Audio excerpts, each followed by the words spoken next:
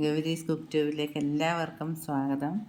ഇന്ന് നമുക്ക് സോഫ്റ്റ് ആയിട്ടുള്ളൊരു ചപ്പാത്തി അതിൻ്റെ കൂടെ ഒരു സാലഡും ഉണ്ടാക്കുന്നത് എങ്ങനെയാണെന്ന് നോക്കാം. 250 ml കപ്പിൽ 1 കപ്പ് ഗോതമ്പ് മാവ് എടുത്തിട്ടുള്ളത്. നമുക്ക് എടുക്കേണ്ട ഇതുപോലെ ലൂസിലെടുത്താൽ മതി. ഇനി ഇതിലേക്ക് 1/4 ടീസ്പൂൺ ഉപ്പുപൊടി, 1/4 ടീസ്പൂൺ പഞ്ചസാരയും കൂടി ചേർത്ത് എല്ലാ ഭാഗത്തും ഒന്ന് പിടിക്കുന്നതിന് വേണ്ടി ഒന്ന് ഇളക്കി കൊടുക്കുക. അതിൻ്റെ കൂടെ തന്നെ 1/2 ടേബിൾ സ്പൂൺ വെളിച്ചെണ്ണ, ഒട്ടും പുളിയില്ലാത്ത തൈര് 1/2 ടേബിൾ സ്പൂൺ. മാവ് കുഴയ്ക്കുന്നതിന് വേണ്ടി ഇളം ചൂടുവെള്ളം നമ്മളിതിൽ ഒഴിക്കുന്നത്.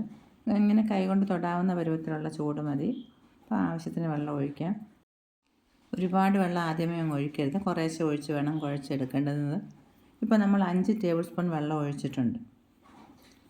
ഇനി കൈകൊണ്ട് നന്നായിട്ടൊന്ന് കുഴച്ചെടുക്കാം. വെള്ളത്തിന് തീരെ ചെറിയ ചൂടേ ആകാവൂ. ഒരു 5 മിനിറ്റ് കുഴച്ചാൽ മതി, ഒരുപാട് സമയം അങ്ങ് കുഴയ്ക്കുകയൊന്നും വേണ്ട. ഇത്രയും കുഴച്ചാൽ മതി. ഇനി ഒരു 10 മിനിറ്റ് നമുക്കിത് അടച്ച് വയ്ക്കാം. ആ സമയം കൊണ്ട് ചപ്പാത്തിയുടെ കൂടെ കഴിക്കാൻ വേണ്ടുന്ന സാലഡും കൂടെ നമുക്ക് ഉണ്ടാക്കിയെടുക്കാം. പുതിയ സൈസിലുള്ളൊരു സാലഡ് കുക്കുംബർ ഉണ്ടായിട്ടുണ്ട്. ഇത് ചെറിയൊരു തൈ വാങ്ങിച്ച് 1 മാസം ആയപ്പോഴത്തേക്കും ഇത്രയും വലിപ്പമുള്ള കായ ഉണ്ടായി. ഇത് വലിപ്പം വയ്ക്കുന്ന സൈസും കൂടെ കേട്ടോ. ചെറിയൊരു ക്യാരറ്റ് കനം കുറച്ച് ഇതുപോലെ അരിഞ്ഞെടുക്കാം. അതുപോലെ തന്നെ ചെറിയൊരു സവാള, എരിവ് കുറഞ്ഞ പച്ചമുളക് ഒരെണ്ണം എടുത്തിട്ടുണ്ട്, ഒരു ടൊമാറ്റോ. വലിപ്പം ഉള്ളതുകൊണ്ട് ഇതിൻ്റെ പകുതി എടുക്കുന്നുള്ളൂ. അതുപോലെ നമ്മൾ തൊലിയെത്തി കളയുന്നില്ല. വേണ്ടാന്നുള്ളവർക്ക് തൊലിയെത്തി കളയാം.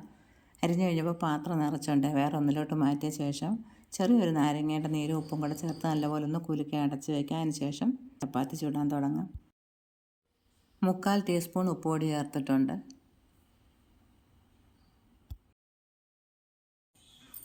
ഇനി കൈ വെച്ചതുപോലെ ഒന്ന് ഉരുട്ടിയിട്ട് നമുക്കിഷ്ടമുള്ള വലിപ്പത്തിൽ മുറിച്ചെടുക്കാം. ഞാൻ ചെറിയ ചപ്പാത്തി ഉണ്ടാക്കുന്നത്, അപ്പോൾ ചെറിയ കഷ്ണങ്ങളായിട്ട്. വലിപ്പമുള്ളതാണെങ്കിൽ കുറച്ച് വലുതായിട്ട് മുറിച്ചെടുത്താൽ മതി. ഇതുപോലെയുള്ള 6 എണ്ണം കിട്ടിയിട്ടുണ്ട്. കുറച്ച് മൈദാപ്പൊടി ചേർത്ത് ഉരുണ്ടകളെല്ലാം ഇതിലൊന്ന് പുരട്ടിയ ശേഷം ഇതിലും കൂടെ കുറച്ച് പൊടി ചേർത്തിട്ട് പരത്തിയെടുക്കാം. മൈദാപ്പൊടി ഇല്ലെങ്കിൽ ഗോതമ്പ് പൊടി ചേർത്താലും മതി. ഈ ഒരു രീതിയിലാണ് ഞാൻ ചപ്പാത്തി പരത്തിയെടുക്കുന്നത്. തിരിച്ചിട്ടിട്ടും പരത്തിയെടുക്കാറുണ്ട്, കൂടുതലും ഇങ്ങനെ ചെയ്യുന്നത്. ഒരെണ്ണം കൂടെ ഉണ്ടാക്കി കാണിക്കാം. ഷേപ്പൊന്നും അത്ര കറക്റ്റായിട്ട് വരത്തില്ല.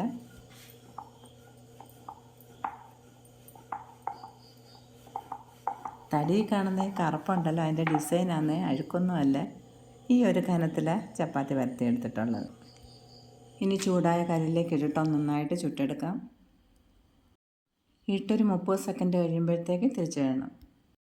ഇതുപോലൊരു പ്രാവശ്യം കൂടെ ഒന്ന് തിരിച്ചിട്ടിട്ട് സൈഡൊക്കെ ഇതുപോലെ നമക്കി കൊടുക്കണം. അപ്പോൾ നല്ലപോലെ പൊള്ളിച്ച് വരും. ബാക്കിയുള്ള ചപ്പാത്തി നമുക്കിതുപോലെ ചുട്ടെടുക്കാം.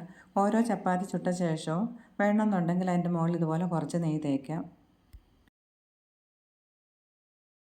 കല്ല് നന്നായിട്ട് ചൂടായി കഴിയുമ്പോൾ തീ കുറച്ചൊരു മീഡിയം ഫ്ലെയിം ആക്കി വയ്ക്കണം.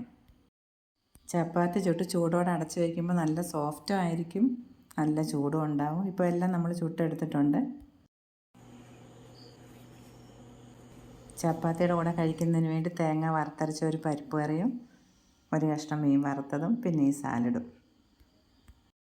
വീഡിയോ എല്ലാവർക്കും ഇഷ്ടമായി കാണുമെന്ന് വിചാരിക്കുന്നു. വീണ്ടും കാണാം. താങ്ക്